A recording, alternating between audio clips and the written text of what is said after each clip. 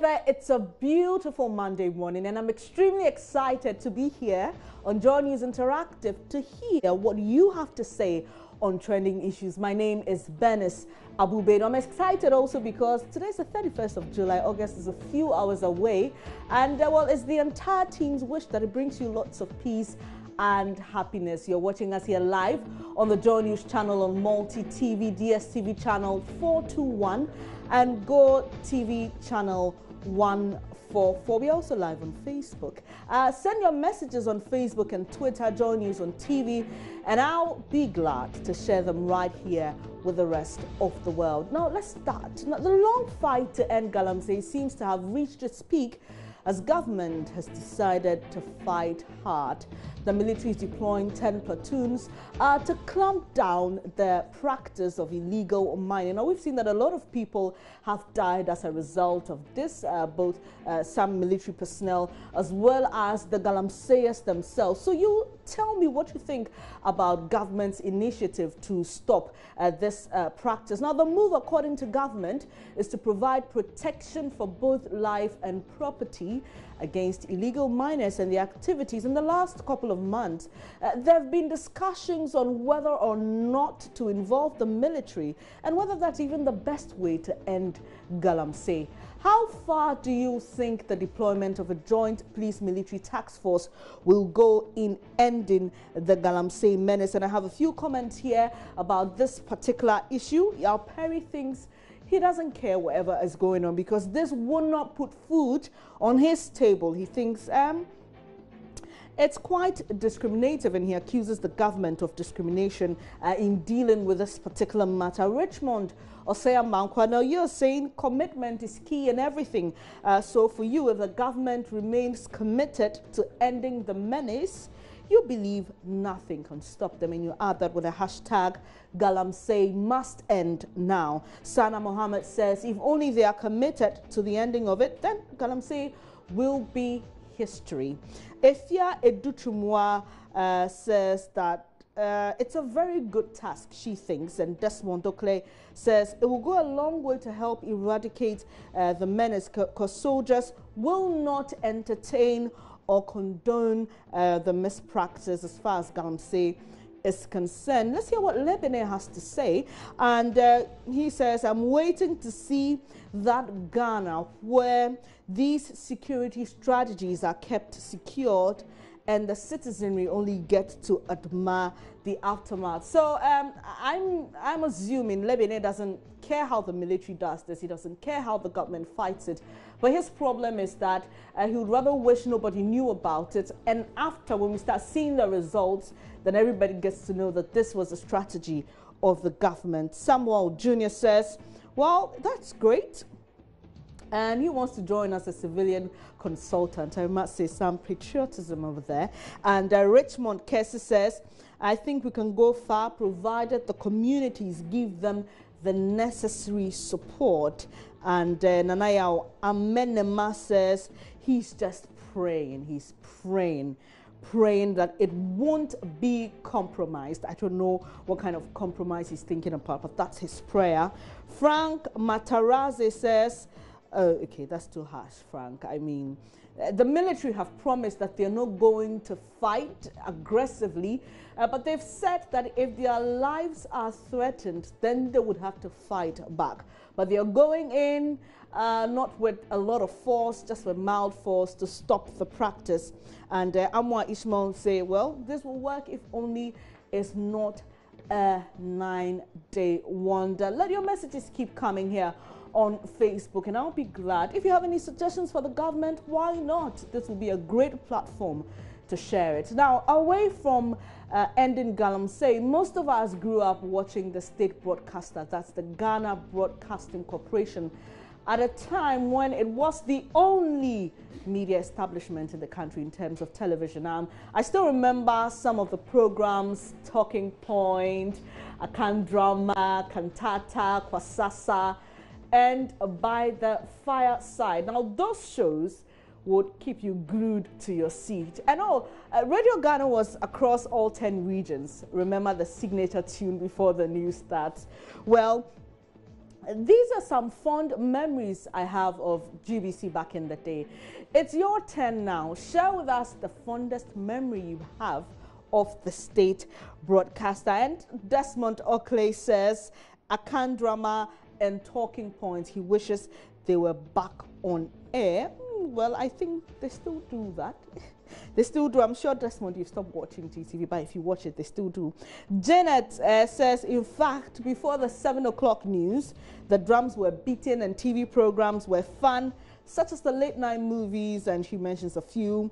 And she says her brother and herself will watch until her father came to call us to go to bed. Okay, you remember Under the Baobab Tree, yes. And adult education showcasing Ever and Tree.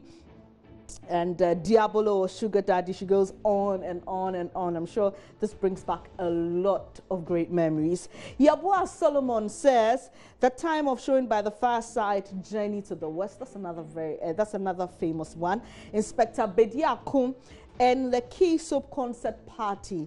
It was fun watching those programs on a black and white television set with a lot of people. And those were the times where it was a very rare thing to see a TV in someone's house. Paul Adokisi says, well, congrats to them. The cantatas, Akan drama, concert parties by the fireside, etc. are hardly engraved in my heart. And we are asking you for your fondest memories of the Ghana Broadcasting Corporation, because they are 82 years. That's a long time, actually older than Ghana.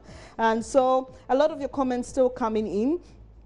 Ntechi one says, well, that's a very mean one. He's actually talking about one program he doesn't like, but I'm not going to say it on air. Ahia Blessed Savior says, well, they should do new things and stop showing the old things. So that's his humble advice, if I may call it, to the Ghana Broadcasting Corporation. At 82 years, he thinks he wants to see more, you know.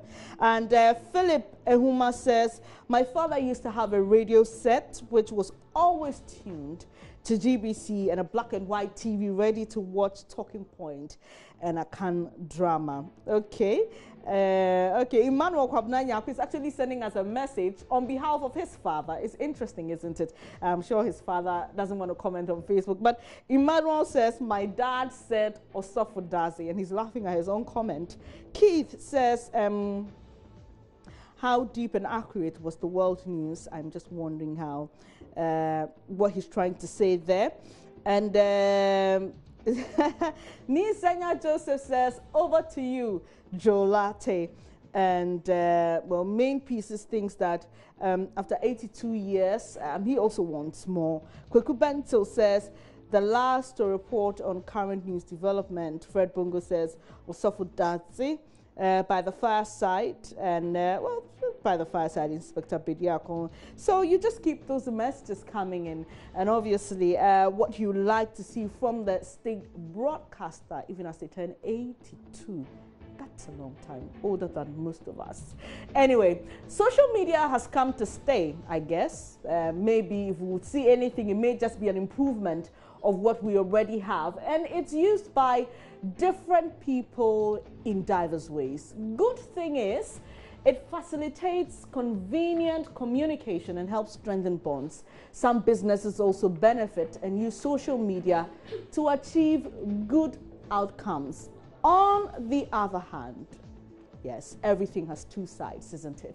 On the other hand, social media can affect productivity since it distracts some people from working. Well, a Ghanaian nurse has come under severe criticism for using Facebook Live at work. So tell me, how often do you visit any social media site while at work, and what do you use it for? Because, well, we must say this nurse may be the one who is out in public now, but definitely not the only one doing this. Kojo Bene says, my company doesn't even allow cell phones in the offices. Wow. Well, clearly our generation is abusing social media, and that's what he thinks. He says, I'm wondering how many explicit substance are seen on social media every week. And Dalton Everett says, welcome to the world of smartphones. with not so smart people. And Prince Marshall says, that's my source of communication when I'm at the workplace. And sometimes that's the challenge, because some of us, like myself, need to constantly be on social media with the work that we do. But obviously, every organization has their rules and regulations on how social media should or shouldn't be used in the office. And Sana Mohammed says, I only use it when I'm on break. And Archery Enoch, very interesting. I'm sure a lot of you may identify with him. He says, I only use it when I'm offended at work. So I can imagine someone gets on his nerves and he just says, you know what, instead of responding, let me just go onto social media and see what's happening there. And Elijah One Heart says, well, he'll only use social media when he's done with work. Karis sighs and says, most of the times I'm online except if I'm at school, because he's in the boarding house. Very, very interesting. But one thing that sometimes amazes me is how people can stay on social media for so long and yet not be really abreast with what's happening. So I wonder, what exactly are you doing on social media? Well, who knows? You're watching Joy News Interactive, and obviously this show is hinged around social media. We'll take a quick break. When I come back, I'll be hearing more of what you have to say about some trending issues.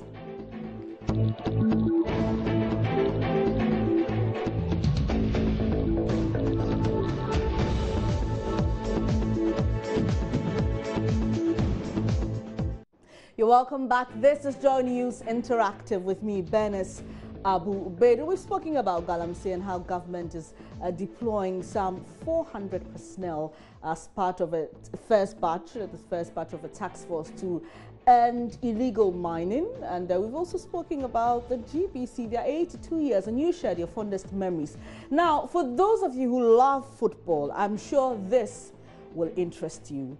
A cat in Brazil has predicted, yes, a cat, not a football pundit, a cat has predicted the outcome of the 2017-2018 English Premier League season. Now, this is what happened. There was this bowl container, whatever it is you want to call it, and the cat actually picked out the names of these clubs in this order. At 1, Manchester City. At 2, Manchester United. At 3, Liverpool. At 3, Chelsea, I beg your pardon.